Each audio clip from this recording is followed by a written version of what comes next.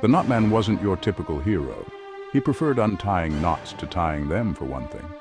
But when a letter arrived bearing Count Dracula's wax seal, he knew this was no ordinary tangle to unravel. Dracula needed his help, and the fate of Transylvania hung in the balance. The letter spoke of a Turkish invasion, a threat to Dracula's ancient land. The Count needed warriors, men of grit and courage.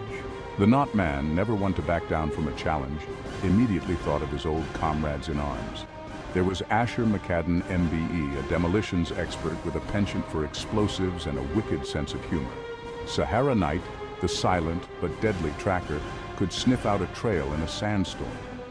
Big Lee Watkins, a mountain of a man with a heart of gold, was their resident strongman.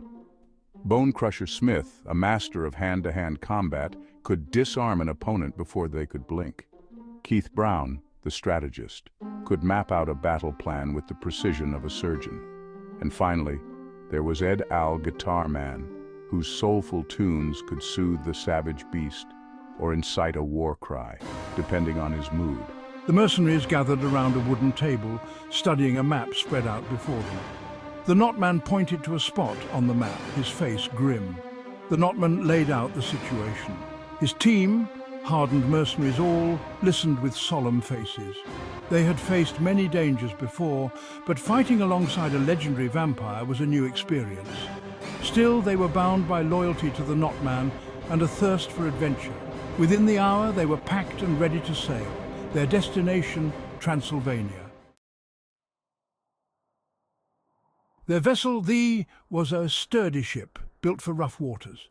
Even so, the journey from England to the Greek coast was fraught with peril. The first sign of trouble came off the coast of Portugal. A squall hit them without warning, the sea churning like a cauldron. Waves crashed over the deck, threatening to swallow them whole. Bit breezy, don't you think? Sahara, unfazed, secured the ropes with lightning speed. Big Lee, his face pale but determined, used his bulk to counter the ship's violent rocking. The Knotman, ever calm, steered them through the tempest, his eyes fixed on the horizon. The storm finally abated, leaving behind a trail of destruction and a crew shaken but unbroken. They limped towards the Italian coast for repairs, only to be caught in the grip of another tempestuous tantrum from the sea gods just south of Sicily. This time it was Bone Crusher's turn to shine. He single-handedly baled water for hours, his muscles burning, his spirit unbroken. Through it all, Ed Al Guitar Man strummed his guitar, his melodies a source of comfort amidst the chaos. Each man, tested by the wrath of the sea, proved his mettle.